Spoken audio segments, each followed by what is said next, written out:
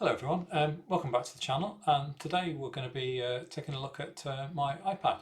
So I'm lucky enough to own two iPads, and one is set up more for productivity, and the one we're going to look at today is the one that I use mainly for content consumption. It controls all my music systems. I watch movies and TV shows on here.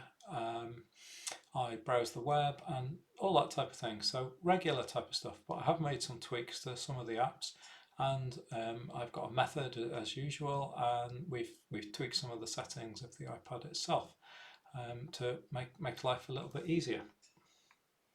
So let's move over to the iPad now, and hopefully you'll be able to see that on the screen. And the first thing to note is I've actually hooked up a mouse for today. I don't usually have a mouse hooked up to the iPad, but just so I can hover around things and make things go a little bit bigger when that's supported, it should make identifying things easier. So first thing, let's have a quick look at the about. This is a 9th generation iPad, so it's not one of these blisteringly fast M4 brand spanking new iPads. It's a few years old, but it kind of does the job. And we're on iPad OS 18.4.1, so we may do a follow-up when iPad OS 19 comes out in a couple of months. So let's go back to our home screen here. So I don't keep any applications on the home screen. I used to have way too many applications installed, but at some point I decided, no, I'm going to uninstall everything that I don't need, and we'll just keep the things that I use on the day to day. So we've got music applications, we've got movies and TV shows, we've got some browsing, communications, all that type of thing. So if I can swipe in from there, so on the right hand side, if we swipe to the left, this is the app library, and you can see that there aren't too many applications installed here. I wish that Apple did give you some control over the screen, but they don't. And I can, with this amount of apps, I can generally remember what's on here. So, yep, app library, nice and clean. There, we've got a dock along the bottom here, and if I swipe in from the left, we've got our widgets. One finger on the left-hand side of the screen and swipe to the right, just so we know how to do that one. So widgets I've got on here, battery, the Bluetooth there is the mouse. Like I say, that's not usually hooked up, but we get the device itself, and then if I flick open my AirPods, they'll automatically connect, and we can see that they're both at 100% there. I've got my Apple TV for shows I'm watching, so I'm watching Andor on Disney Plus at the moment, and Severance on Apple TV, so that's the pretty good shows. And then we've got Qobuz, which is one of my music apps. We've got the Kindle widget. I tend to read comic books now and then, so I do that on an iPad rather than on the Kindle for the colour screen. And we've also got a Chat GPT window. If I'm honest, I don't use these a huge amount, but they may be handy to have there now and then. So one thing we can do here to make this look this way is, if I hold down on the screen here, and puts us into jiggle mode, so you can see at the bottom here all the icons are jiggling, and we get the minus sign next to them. And if I click on the edit button at the top here, we can either add a widget, which adds similar things to the previous page on, or we can click on customize, and we get a couple of options. So I like to use the iPad in dark mode, so I've got dark mode selected, and also I've got large icons. Now, if I click it back to small icons, we get a slightly weird behavior with the Rune app, that it goes back to light mode. I think that's a Rune thing rather than an Apple thing, and if there were icons on the desktop, then you would get the text underneath. So if you need the text, keep the icons small. I don't put icons on the desktop, and even if I did, I wouldn't want the names underneath. I know what they are from the icon. So let's put that back on large, and that's how I use that bit. Now, another couple of customizations. Obviously, we can swipe from the left and the right. I can actually swipe from the bottom left corner to take a screenshot. So I'll just do that now, and yep, we get a nice picture of our desktop here that I can save. I'm just going to click done there, and we'll delete this one for now.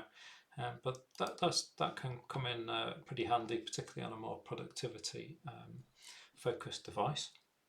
And then also, if I swipe in from this corner, then we get a note, and I do use the Notes app now and then. For work and whatnot, I tend to be in the Microsoft ecosystem, but for an odd note on the Apple devices, this comes in handy. So I'm just going to click on that. So how do we do that? Because this isn't turned on as default, I don't think. So if I go back into settings and we scroll down a little bit to the multitasking and gestures section, click on there. You'll see right at the top here I have the split view and the slide over option enabled, so I can have some apps side by side. And then if I scroll all the way down to the bottom, you'll see that I've got swipe finger from corner switched on. So I'll just toggle that off for now. So I think this is the default position. If we switch that on, we'll see that bottom left corner is the screenshot and the bottom right corner is a quick note. So these are reasonable features. The bad news is they're the only features. So if you do want something else, we're out of luck at the moment. But hey, who knows? iPadOS 19 may add some functionality there. So I'm just going to go back to the home screen, and we'll have a look at some of the apps that are installed and how we're using them.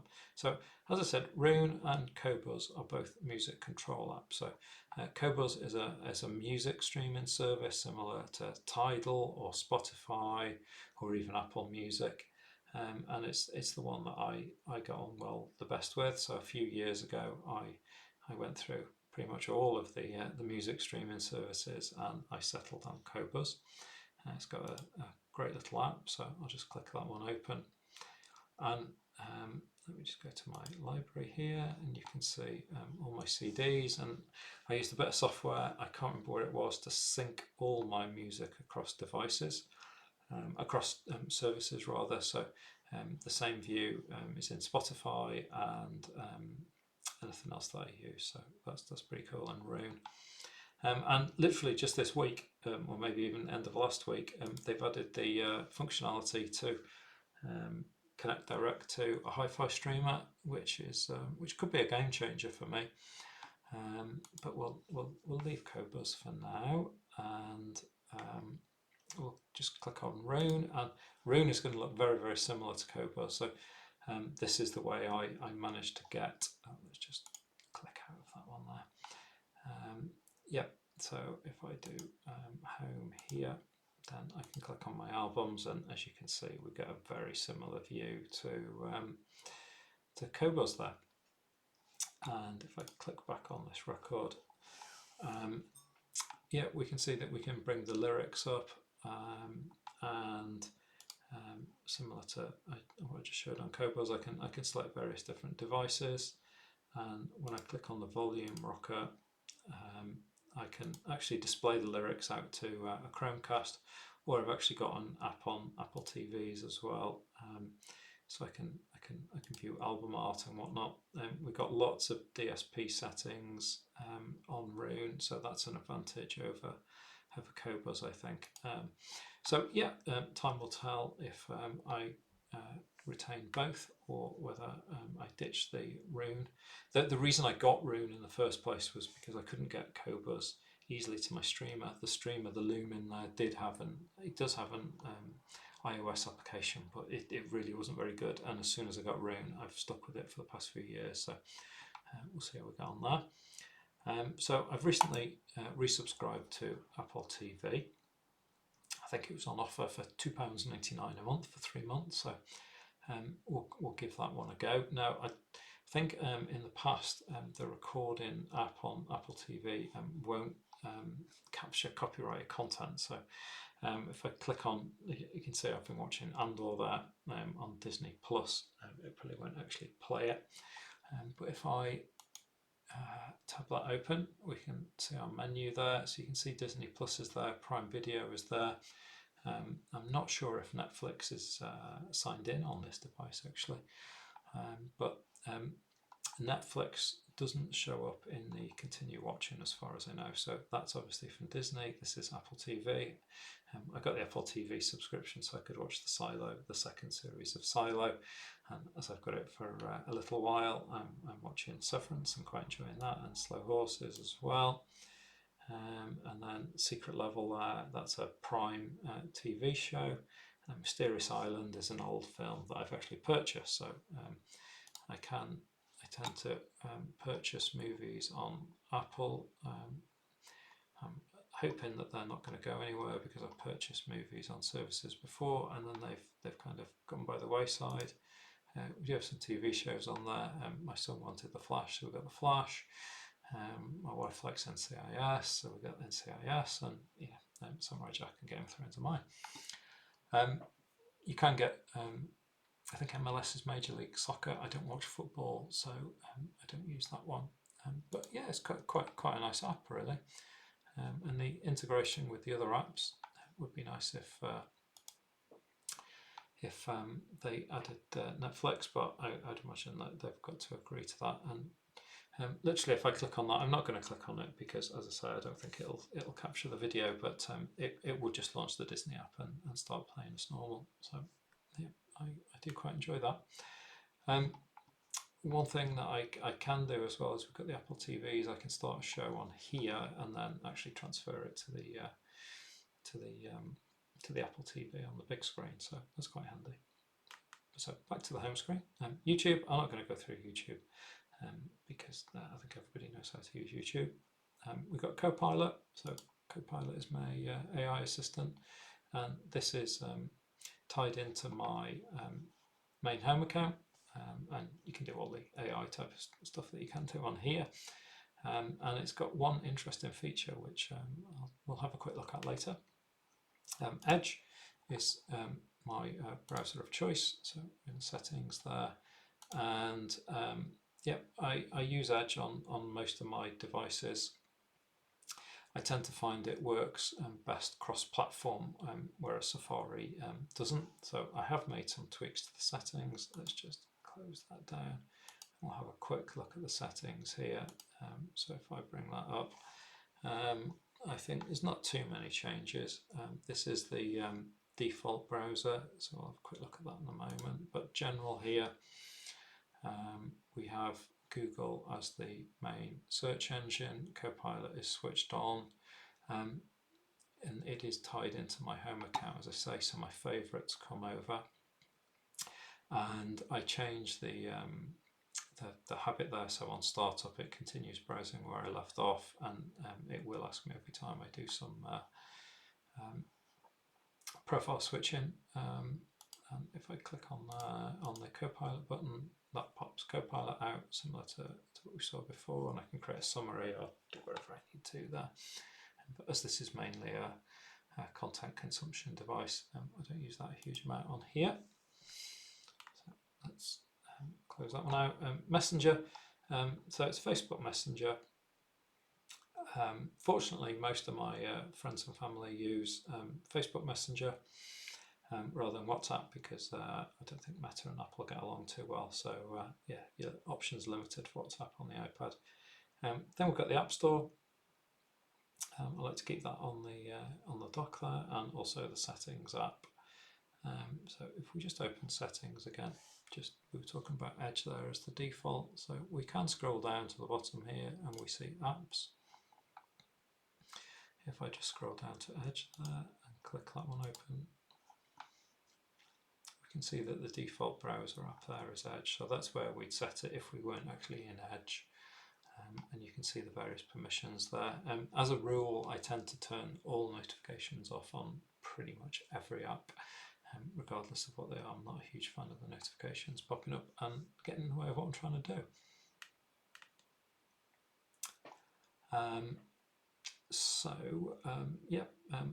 The final setting, I guess, is the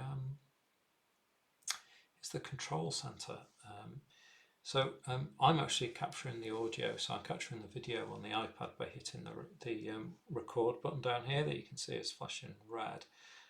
But if I hold down on that, then we can actually pick up the audio from there, but you have to hold the icon down to actually bring up that option. The bit, I don't use this as much as I should probably, but the bit I use the most is the remote app. So this controls, at the moment, we've got 2 Apple TVs in the house. One's in the spare room, which is where I'm sat now, and then we've got one in the living room. And the Apple TV remotes are pretty small, and I tend to use either the remote app from Control Center on my phone or on the iPad here. I think you can use it on the watch as well, but yeah, the watch is tiny, so I don't tend to do that. And one thing to note is if you use the volume rocker on the actual iPad itself, this is hooked up to a Sonos TV sort of soundbar. It does actually change the volume too, so I can do absolutely everything there. So the new thing that I've noticed recently is if I open that Copilot app again, unfortunately it's going to listen in to me a little bit, but we'll click on the thing there and we'll let him just do his greeting. Hey Toby. There we go. And if I bring Control Center down here again, we get some controls. So we're actually getting some app controls up here now, which is a little bit hidden away, and not of a huge amount of use for Copilot, but yeah, maybe worth a quick look.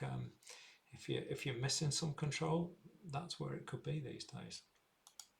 So let's just close this guy and go back to our home screen. So that's it really, not too complicated. A few tips in there on how it's configured. Yeah, I use the iPad quite a bit up here, so you can see the speakers behind me there. So Roon and Cobras are controlled directly on there. Issues with the iPad, this is a 9th gen, is this happens to both of my iPads at the moment. I'm not sure if you can see it, but there's quite a pronounced bend in the iPad now, right on that weak spot of the pogo pins. And this has also happened to my bigger iPad, so I've got a 13-inch iPad Pro, and that's bent right on the mic holes. So yeah, no, that's, I guess my only question mark will be over the durability of the device. I did have the very first iPad when they came out, and that thing was built like a tank. So yeah, I know Apple tend to make things thinner and thinner and thinner, but I treat my kit with pretty much with kid gloves, and yeah, the bend is a bit of a pain. So like I said, this is a slightly older device now. If I were to replace it, for the home use and for this sort of content consumption, I don't see any point in getting anything other than the absolutely regular iPad. I think it comes with 128 gig now, so this one's got 64. I'm probably using about half of that with the apps that are installed here. It is quite a minimal iPad, and I think that comes in at about £330 around there. I'm based in the UK, without the keyboard or a pencil or anything like that, but I don't need that on this type of device. So yeah, pretty good value for money. I would buy another one when this one kicks the bucket or Apple stops supporting it, or if that bang gets any worse, and we'll see how we get on with the next one. So I'd like to say thank you very much for watching, and I will see you in the next video.